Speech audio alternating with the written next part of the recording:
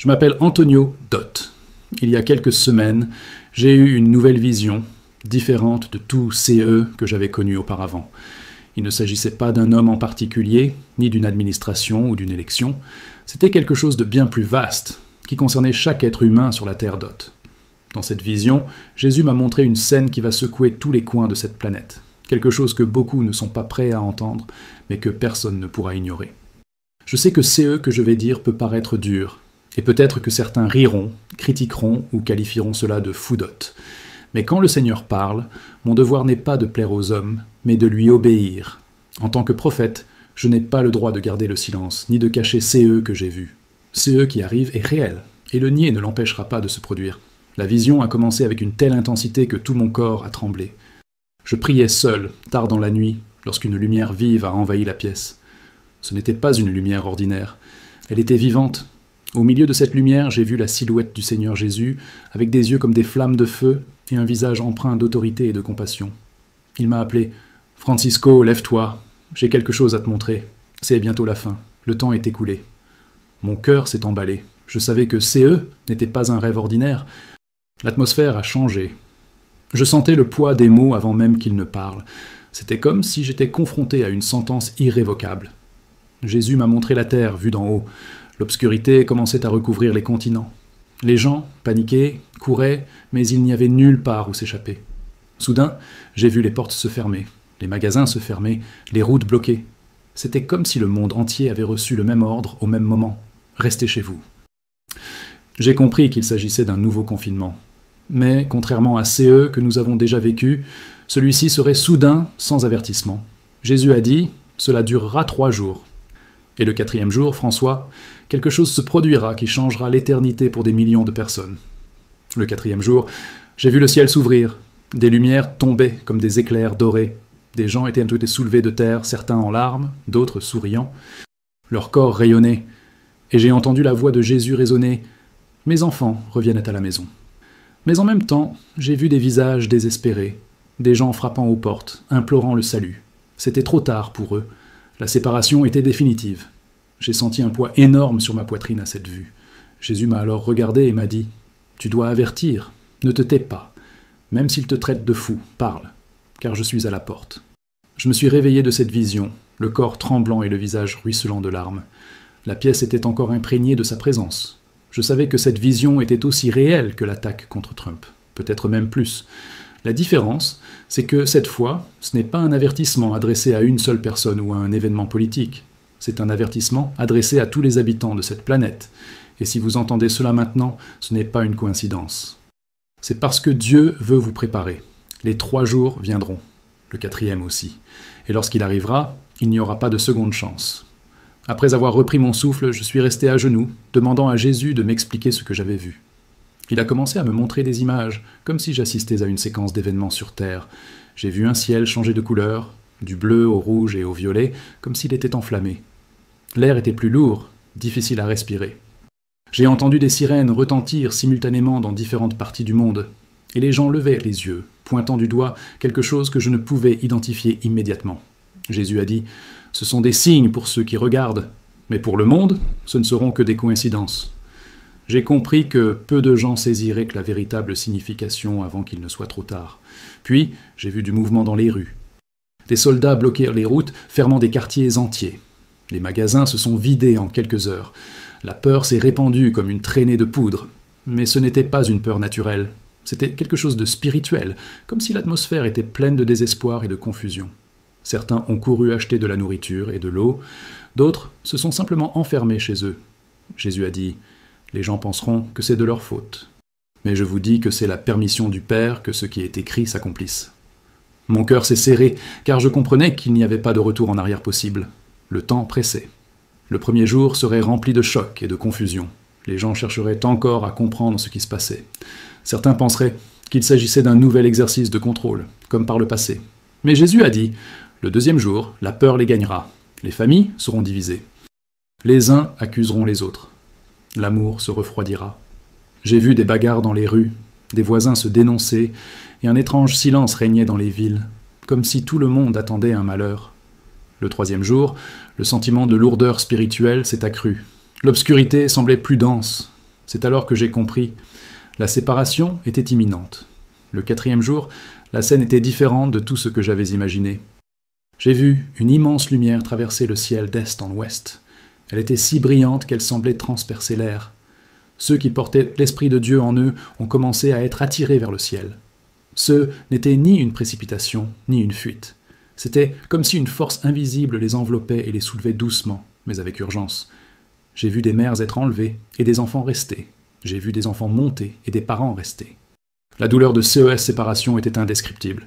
Et Jésus a dit « L'enlèvement n'est pas un mythe, c'est la promesse qui s'accomplit maintenant. » Pendant ce temps, ceux qui restaient tombaient à genoux, désespérés, certains criant le nom de Jésus, d'autres blasphémant.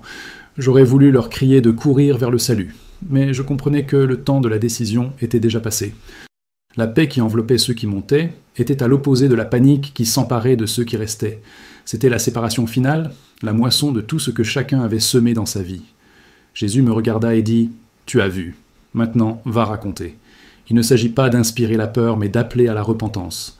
Car il est encore temps, mais pas beaucoup. » À la fin de la vision, j'ai ressenti un tel poids que mes jambes pouvaient à peine me soutenir. J'ai passé des heures à pleurer, non pas par peur pour moi-même, mais pour les millions de personnes qui ne sont pas préparées. Je savais que, tout comme le rêve de Trump s'est réalisé, cette vision se réaliserait aussi. Peu importe leur moquerie ou leur incrédulité. Je préférerais être traité de fou et avoir quand même parlé, plutôt que de rester silencieux et de regarder des gens partir pour l'éternité sans Christ. Si vous m'écoutez, sachez ceci. Les signes sont déjà là. Et lorsque les 3 jours commenceront, il n'y aura pas de temps pour se préparer. La préparation, c'est maintenant. Lorsque la présence de Jésus s'est dissipée et que la pièce est redevenue normale, j'ai su que je devais m'assurer que ce n'était pas le fruit de mon imagination. La première chose que j'ai faite a été d'ouvrir ma Bible et de demander au Saint-Esprit de confirmer la vision. Mon regard est tombé sur Matthieu 24, où Jésus parle de signes dans le ciel et sur la terre, et de la séparation entre ceux qui sont prêts et ceux qui ne le sont pas. Chaque verset semblait correspondre à ce que j'avais vu. Ce n'était pas une coïncidence. Je me suis aussi souvenu de Joël 2,31, qui dit que le soleil se changera en ténèbres et la lune en sang avant que vienne le jour grand et redoutable du Seigneur. Les images que j'ai vues dans la vision étaient aussi saisissantes que ces mots. Je ne suis pas du genre à me précipiter sur Internet pour partager quelque chose sans d'abord chercher le discernement. J'ai passé 3 jours à jeûner et à prier, demandant à Dieu de m'accorder la paix nécessaire pour partager. Et il l'a fait. Pendant la prière, j'ai ressenti à nouveau la même atmosphère que celle de la vision, comme si le ciel était tout proche. C'est alors que j'ai compris que le message ne s'adressait pas seulement à moi, ni à mon Église, mais à tous ceux qui ont des oreilles pour entendre. Ce n'est pas une question de nationalité, de parti politique ou de statut social. Il s'agit d'être prêt à rencontrer le roi des rois. Jésus m'a montré que beaucoup de gens, y compris au sein des églises, ne sont pas préparés. Certains sont distraits par des débats sans importance, d'autres pensent qu'ils auront le temps de se réparer plus tard. Mais ce qu'il m'a fait comprendre, c'est que ces 3 jours viendront sans prévenir. Il n'y aura pas d'alerte, pas d'occasion de réfléchir longuement. Soit vous serez prêts, soit vous serez pris au dépourvu. Et vous, si ces 3 jours commençaient aujourd'hui, seriez-vous parmi ceux qui montent ou parmi ceux qui restent? Réfléchissez bien avant de répondre dans votre cœur. Je sais que beaucoup se moqueront de cette vision. C'est déjà arrivé lorsque j'ai parlé de l'attaque contre Trump. Certains ont ri, d'autres m'ont traité d'alarmiste. Mais en voyant les images à la télévision, ils sont restés sans voix. Je ne veux pas que la même chose se reproduise avec cet avertissement. Car lorsqu'il se réalisera, il n'y aura pas de temps pour changer de camp. Et le poids de cette vérité me pousse à m'exprimer, même si cela me coûte des amitiés, une réputation et du réconfort. Mieux vaut être rejeté par les hommes et approuvé par Dieu que l'inverse. Si vous me demandez comment vous préparer, je vous répondrai « Commencez dès aujourd'hui. Confiez véritablement votre vie à Jésus. Ne vous contentez pas d'assister à un culte, vivez en disciple. Lisez la parole chaque jour, priez, jeûnez, servez les autres et gardez votre cœur pur. Pardonnez. Abandonnez les pratiques qui, vous le savez, attristent le Saint-Esprit. Ce n'est pas une question de peur, c'est une question d'amour et d'obéissance. Car ceux qui aiment et obéissent sont déjà prêts pour l'enlèvement, que ce soit le 4e jour ou dès maintenant. Je ne connais ni le jour, ni l'heure. Personne ne le sait. Mais je sais que c'est proche. Jésus m'a montré que nous le sentons déjà dans l'air. C'est comme avant une tempête, quand le vent tourne et que le ciel s'assombrit. On pressent que quelque chose va se produire, même sans en connaître le moment précis. C'est comme ça, maintenant. Et c'est pourquoi je parle. Car mon rôle n'est pas de prédire les dates, mais de préparer les cœurs, Et si je me tais, le sang de beaucoup sera sur mes mains. Je ne peux pas permettre cela. » Dans la vision, au 4e jour, tout changea en un clin d'œil. Le ciel, déjà lourd et étrange les jours précédents, s'ouvrit d'une lumière si intense qu'aucune ombre ne pouvait lui résister. C'était une lumière vivante, non pas comme le soleil, mais comme si elle était la présence même de Dieu envahissant l'atmosphère. Cette lumière commença à descendre en rayons qui touchèrent des personnes spécifiques, et à leur contact, elles furent enveloppées et soulevées vers le ciel. Aucun cri de peur ne s'échappa de leur bouche, seulement des larmes de joie et d'adoration. Certains levèrent les mains, d'autres fermèrent simplement les yeux, mais tous savaient qu'ils rentraient chez eux. Tandis que ces personnes grimpaient, j'en ai vu d'autres courir après elles, essayant de les attraper par les pieds ou les vêtements, mais leurs mains les ont transpercées. Le désespoir sur les visages de ceux qui restaient était quelque chose que je n'oublierai jamais. C'était un mélange de panique et de repentir tardif. J'ai vu un homme tomber à genoux, criant « Jésus, prends-moi aussi !» Mais la voix du Seigneur a retenti avec fermeté « Je ne te connais pas !» Cette phrase a résonné comme un marteau dans mon cœur.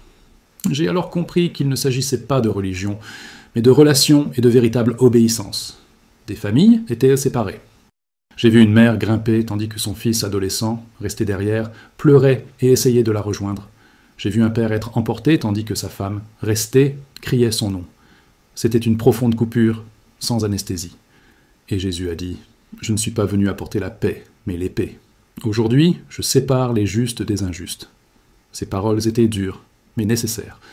Il m'a fait comprendre que l'enlèvement est aussi un acte de justice divine, où chaque choix fait dans cette vie révèle son fruit éternel. En observant, j'ai remarqué que le bruit ambiant avait changé. Un léger chœur venait d'en haut, comme des voix chantant quelque chose que je ne comprenais pas, mais qui transmettait paix et sécurité. Au même moment, sur terre, il y avait des cris, des sirènes, et même des blessés dans la confusion. J'ai vu des chefs religieux que je connaissais prendre du retard.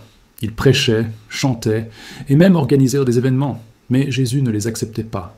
Et il m'a dit « Ils m'ont servi des lèvres, mais non du cœur. Ils recherchèrent les applaudissements, pas ma présence. » Le contraste était saisissant. Ceux qui s'élevaient étaient en paix absolue, même s'ils laissèrent derrière eux des êtres chers. C'était comme si une nouvelle conscience les avait saisis, la certitude d'être enfin là où ils avaient toujours été. Ceux qui restaient étaient saisis d'une peur paralysante, comme s'ils avaient perdu leur dernière chance. Cette peur provenait non seulement de ce qu'ils voyaient, mais aussi de la conscience d'avoir été avertis et d'avoir choisi de l'ignorer. J'en ai vu certains courir vers les églises, frapper aux portes, mais elles étaient vides. À la fin de cette partie de la vision, Jésus s'est tourné vers moi et m'a dit « Francisco, tu as vu le contraste entre ceux qui sont en moi et ceux qui ne le sont pas. Maintenant, parle. Montre aux gens que CE n'est pas le moment de jouer avec la foi. N'attends pas le premier jour du confinement pour commencer à prier. Le moment est venu de décider. Ceux qui attendent des signes pour se préparer sont déjà en retard. » Je me suis réveillé de cette scène le cœur lourd et l'esprit gravé de chaque visage, de chaque larme et de chaque cri. Et je lui ai promis de parler, quel qu'en soit le prix. Dans la vision, Jésus m'a ramené dans le passé pour comprendre à quoi ressembleraient les 3 jours précédant l'enlèvement. Il a dit « Sois attentif, car beaucoup penseront qu'il s'agit d'un simple mouvement humain, mais CE sera l'accomplissement de CE, que le Père a déjà déterminé. » Premier jour, j'ai vu la nouvelle se répandre comme une traînée de poudre. Ce n'était pas seulement dans un pays, c'était mondial. Les gouvernements annonçaient, presque simultanément, que chacun devait rester chez soi. J'ai vu des drones survoler des quartiers, des rues désertes et des magasins fermés précipitamment. Certains essayèrent de faire des provisions de nourriture et d'eau, tandis que d'autres se moquaient, affirmant que ce ne serait que un autre confinement comme les autres. Dès le premier jour, j'ai senti quelque chose de différent dans l'air. Ce n'était pas seulement une peur humaine. C'était comme si une pression invisible poussait l'humanité à rentrer chez elle. J'ai vu des voisins se méfier les uns des autres, des familles se disputer. Certains essayèrent de garder leur calme, d'autres montraient déjà des signes de panique. Jésus a dit « C'est le jour où mon peuple commencera à sentir dans son esprit que quelque chose de bien plus grand est sur le point de se produire. Ils ne sauront pas ce que c'est, mais ils ressentiront le besoin de prier sans cesse. » Non, deuxième jour, l'atmosphère s'est détériorée. Les tensions entre les gens ont augmenté. J'ai vu des publications sur les réseaux sociaux avec des théories et des accusations, mais aussi beaucoup de confusion. Certains ont parlé d'une opération militaire, d'autres d'un effondrement financier, mais personne n'en était sûr. J'ai vu des familles cadenasser leurs portes, renforcer les fenêtres, et même former des groupes armés. En même temps, j'ai remarqué que ceux qui avaient le Saint-Esprit ressentaient une étrange paix dans leur cœur, comme renforcés pour ce qui allait arriver. Jésus a dit « En ce jour, les masques tombent. L'amour de beaucoup se refroidit. » Le troisième jour, c'était le moment le plus intense avant l'enlèvement. Le ciel semblait plus sombre, même en plein jour. On n'entendait ni le chant des oiseaux, ni le bruit des voitures, juste un silence étouffant. Les gens étaient déjà épuisés, physiquement et émotionnellement. J'ai vu des familles sans nourriture, des enfants en pleurs, des adultes assis par terre, le regard perdu dans le vide. J'ai aussi vu beaucoup de personnes s'agenouiller pour prier, certaines sincèrement, d'autres simplement par peur. Jésus a dit « Le troisième jour, ceux qui me connaissent seront préparés en esprit, et ceux qui ne me connaissent pas seront dans le désespoir. » En observant, j'ai remarqué que certains croyants, même isolés, étaient à genoux, louant Dieu, chantant des louanges et pleurant de gratitude. Ils ne savaient pas exactement eux que le lendemain leur réserverait, mais ils faisaient confiance au Seigneur.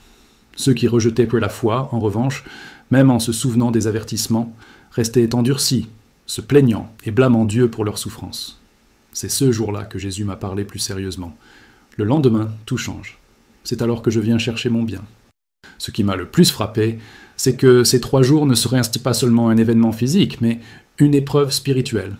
Les choix que chacun aurait faits avant cela détermineraient de quel côté il se rangerait le 4e jour. Il n'y aurait pas de place pour l'improvisation spirituelle. Lorsque Jésus eut fini de me montrer cela, j'ai ressenti une urgence sans précédent. Je savais que je devais partager exactement ce que j'avais vu, car lorsque les portes se fermeraient et que les ordres seraient donnés, il serait déjà trop tard pour beaucoup. Il est temps de se préparer. Jésus m'a dit que, même si personne ne connaît le jour ni l'heure exacte, des signes clairs apparaîtront pour ceux qui sont attentifs.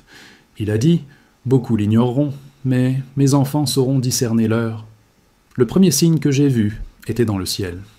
Ces n'étaient pas un phénomène astronomique ordinaire. Le soleil semblait perdre son éclat naturel, et la lumière devenait plus orangée, presque comme si la planète était sous un filtre étrange. Les nuages formaient des motifs inhabituels, certains ressemblant à des spirales, d'autres à des vagues gelées.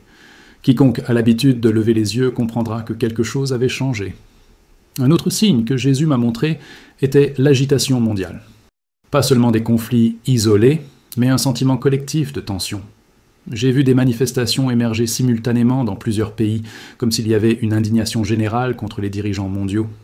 Parallèlement, j'ai vu des réunions secrètes entre les autorités, comme si elles préparaient quelque chose qu'elles ne voulaient pas révéler au peuple.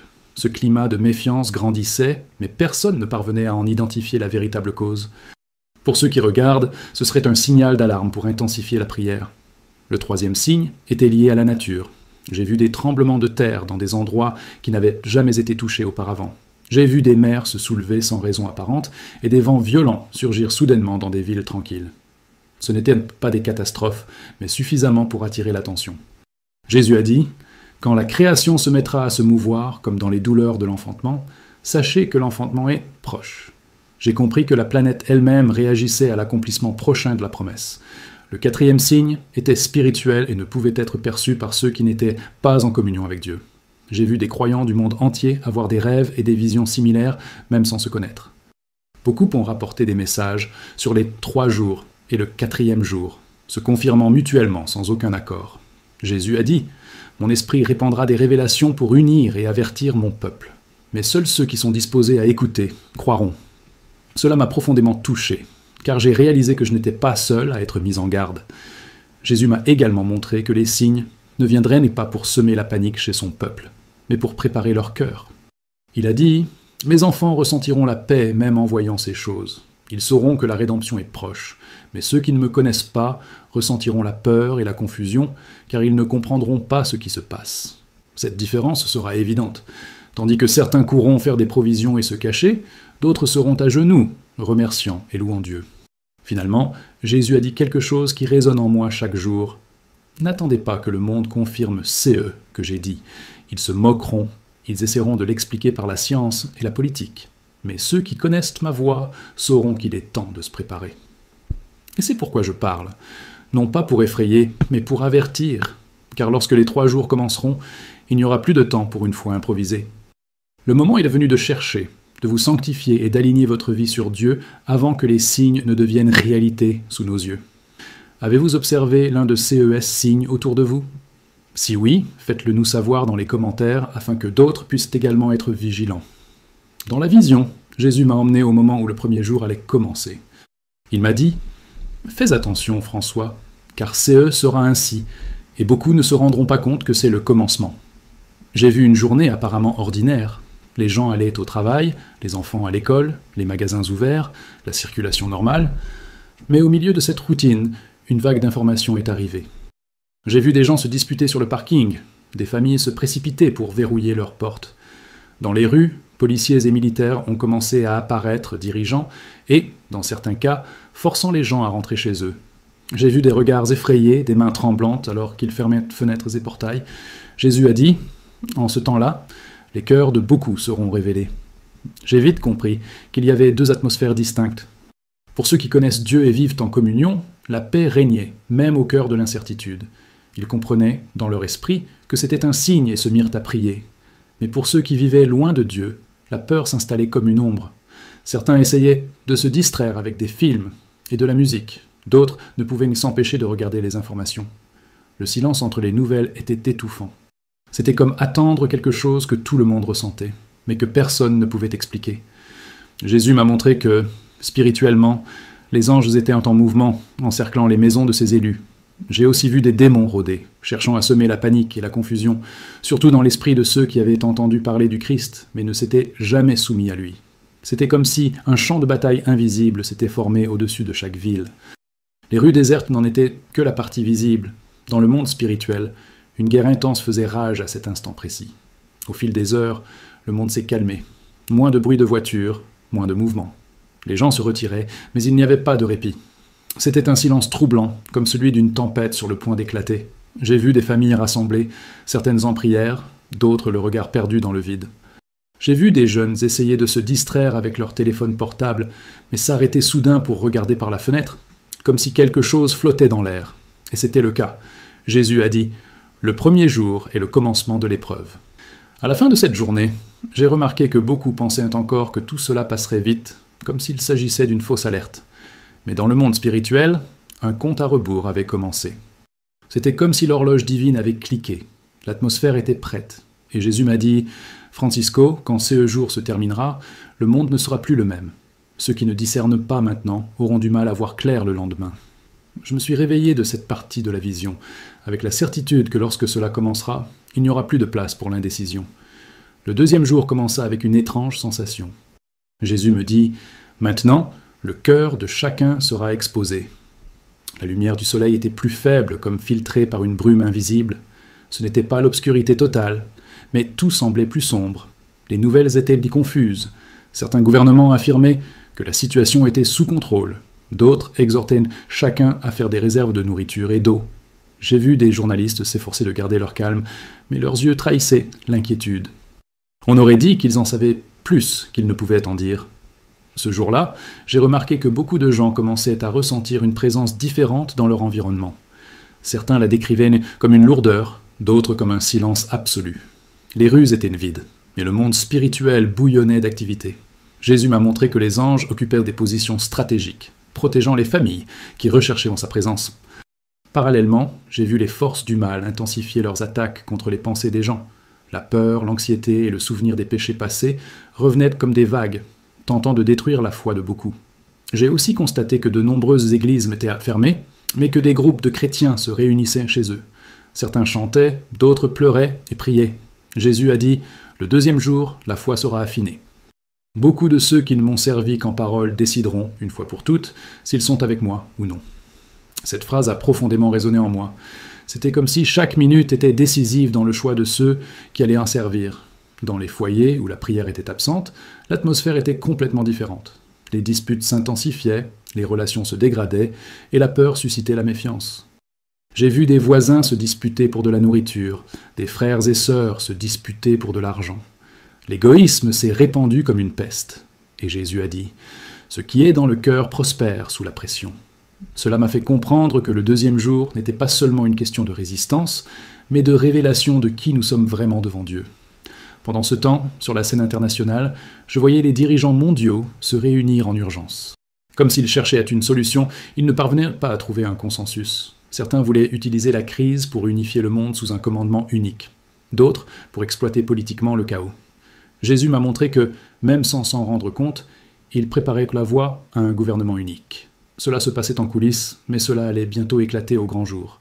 La deuxième journée s'est terminée plus calmement que la première. Les gens étaient épuisés. Certains gardaient espoir, d'autres sombraient déjà dans le désespoir. Et Jésus a dit « Le troisième jour sera le plus dur, mais ce sera aussi le dernier pour mon peuple. » En entendant cela, mon cœur s'est emballé. Je savais que le lendemain serait décisif, et que le quatrième, quelque chose de surnaturel se produirait. Le troisième jour commença dans une obscurité encore plus grande. Ce n'était pas la nuit, mais le ciel était d'une étrange densité. L'air semblait plus lourd, et même respirer demandait un effort.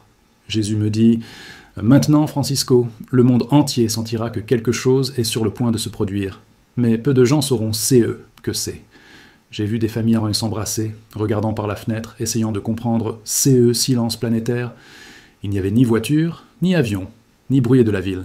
C'était comme si la terre entière retenait son souffle. Ce jour-là, la peur s'est emparée de ceux qui avaient perdu espoir. Nombre d'entre eux se sont mis en quête de réponses. J'ai vu des gens se tourner vers les gourous, les horoscopes et même les pratiques occultes, cherchant un sens à leur vie. D'autres se sont précipités pour ouvrir des bibles fermées depuis des années. C'était comme si l'âme humaine était forcée de choisir son camp. Et Jésus a dit « Jusqu'au dernier moment, je vous donnerai une chance de vous repentir. Mais chacun décidera pour lui-même. » Ce jour-là, la présence spirituelle était intense. J'ai vu des anges rassembler ceux qui étaient prêts, comme s'ils organisaient un grand événement. Leurs expressions étaient fermes, mais pleines de compassion. En même temps, j'ai vu des démons tenter de semer la confusion, murmurer des mensonges et raviver des souvenirs de culpabilité passée pour empêcher les gens de se tourner vers Dieu. C'était une bataille pour le cœur humain, et chaque seconde comptait. En observant, j'ai vu certaines maisons briller d'une lumière surnaturelle. C'étaient des foyers où la prière et la louange ne cessaient jamais. Ces lieux étaient comme des phares dans l'obscurité. Jésus a dit « Mes anges savent exactement où sont les miens. Rien ne peut les atteindre sans ma permission. » Cela m'a apporté une paix profonde, même face à ce que je voyais. D'un autre côté, j'ai vu des endroits plongés dans l'obscurité spirituelle. Là, l'oppression était si grande que les gens commençaient à devenir fous. Certains criaient, d'autres pleuraient, sans retenue. C'était comme si l'absence de la présence de Dieu était palpable. Jésus a dit « Il en sera de même au jour du jugement pour ceux qui me rejettent. » Cette phrase résonnait en moi comme un avertissement éternel. Le troisième jour s'est terminé dans un silence absolu. Plus aucune nouvelle, plus aucune communication. Le monde semblait complètement figé. Puis Jésus a dit « Quand le quatrième jour se lèvera, Francisco, tu ne seras plus là. » En entendant cela, j'ai su que quelque chose de glorieux allait se produire. À l'aube du quatrième jour, Jésus m'a montré un éclair de lumière dans le ciel. C'était une lumière différente de toutes celles que j'avais jamais vues. Elle ne venait ni du soleil ni de la lune, mais d'une source qui semblait transcender les dimensions. Le son était comme un coup de trompette, profond et vibrant. J'ai vu les anges prendre position, et la terre entière a semblé trembler légèrement. Jésus a dit « C'est le moment ». Et au même instant, j'ai vu des corps se transformer en lumière. Les maisons où se déroulaient les prières étaient baignées de cette lumière. J'ai vu des gens être soulevés, certains encore à genoux, d'autres les mains levées. Des chants de louanges et des larmes de joie emplissaient l'air. C'était l'enlèvement. Jésus a dit « J'ai promis et je l'accomplis ». Ce qui m'a le plus frappé, c'est de voir des visages illuminés par une espérance enfin comblée. Pendant ce temps, dans le monde physique, ceux qui restaient se mirent à hurler.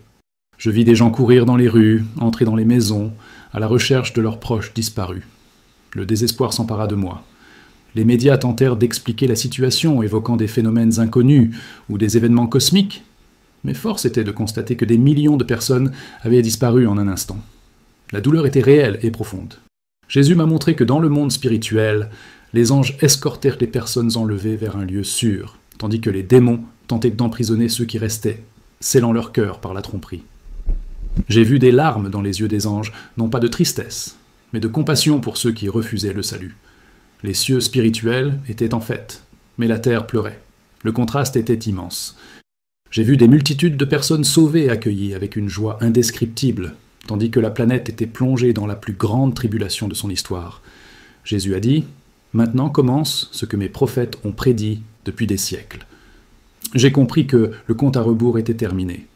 Cette partie de la vision m'a fait comprendre que l'enlèvement n'est pas seulement un événement pour les croyants, mais aussi un jugement pour le monde. Et Jésus m'a dit, c'est pourquoi, parle, avertis pendant qu'il est encore temps. Je savais que CE message devait être partagé de toute urgence. Quand la vision prit fin, je me retrouvais dans ma chambre. Le silence était réel, mais différent de CE que j'avais vu. Mon cœur battait fort et des larmes coulaient, sans que je m'en rende compte. Je savais que CE n'était pas un rêve, mais une révélation. Jésus m'avait confié quelque chose qui devait être dit, même si beaucoup se moquèrent de moi. J'ai passé des heures à prier, demandant à Dieu de me donner du courage. Il m'a rappelé le rêve que j'avais fait il y a des années concernant la tentative d'assassinat contre Donald Trump, qui s'est réalisée et a été mondialement connue. À l'époque, beaucoup en doutaient, mais ont plus tard reconnu sa réalité. Jésus a dit « De même que je parle en CE, jour-là, je parle pour que vous l'annonciez avant qu'il n'arrive. » Cela m'a donné la force d'écrire et de consigner CE témoignage. Je sais que beaucoup tenteront de l'expliquer scientifiquement ou diront que CE n'est qu'une théorie de plus. Mais pour ceux qui connaissent la voix du Seigneur, CE sera un signal d'alarme. Le monde n'est pas préparé à 3 jours comme celui-ci, et encore moins à CE qui suivra. Jésus a dit que CES jour serait déterminant. Soit on est avec lui, soit on est contre lui. Il n'y aura pas de juste milieu.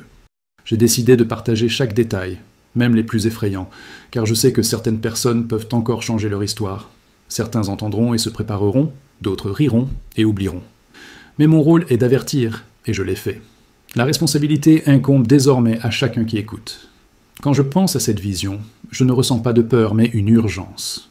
Une urgence de prier davantage, de vivre une vie plus sainte, de pardonner et de demander pardon. Une urgence de partager Jésus avec ceux qui ne le connaissent pas encore, car lorsque CES jours commenceront, chaque seconde sera précieuse. Et Jésus m'a dit, pour la dernière fois, ce matin-là, dis-leur que je suis à la porte. Cette phrase ne me quitte plus.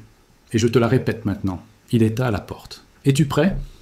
Si vous avez écouté CE témoignage jusqu'ici, j'aimerais vous poser une question sérieuse. N'ignorez pas CE message. Partagez-le avec votre famille, vos amis et vos proches. Ils riront peut-être maintenant, mais le jour venu, ils se souviendront que quelqu'un les a mis en garde. Et c'est peut-être CE qui les poussera à chercher Dieu. Abonnez-vous à la chaîne pour continuer à recevoir des alertes comme celle-ci. L'important n'est pas le nombre, mais de toucher le plus de personnes possible avant qu'il ne soit trop tard. Chaque commentaire, like ou partage permet à ce message d'atteindre des endroits que je n'aurais jamais pu atteindre seul. Vous pouvez être le pont qui sauve quelqu'un. N'attendez pas que les choses empirent avant de décider de chercher Dieu. Commencez dès maintenant. Lisez la Bible, priez, demandez pardon pour vos péchés et confiez votre vie à Jésus. Il ne vous appelle pas à une religion, mais à une vraie relation. Il veut être avec vous, non seulement dans CES moments difficiles, mais pour l'éternité. Si vous avez ressenti quelque chose de différent en écoutant CE témoignages, ne l'ignorez pas. C'est le Saint-Esprit qui parle à votre cœur. Il vous appelle à être parmi ceux qui seront enlevés le 4e jour. N'endurcissez pas votre cœur. Dites oui à Jésus aujourd'hui. Et s'il vous plaît, partagez cette vidéo avec le plus grand nombre. Cliquez sur « Partager ». Ne la gardez pas pour plus tard, car il n'y en aura peut-être pas. Soyez la voix qui réveille quelqu'un avant qu'il ne soit trop tard.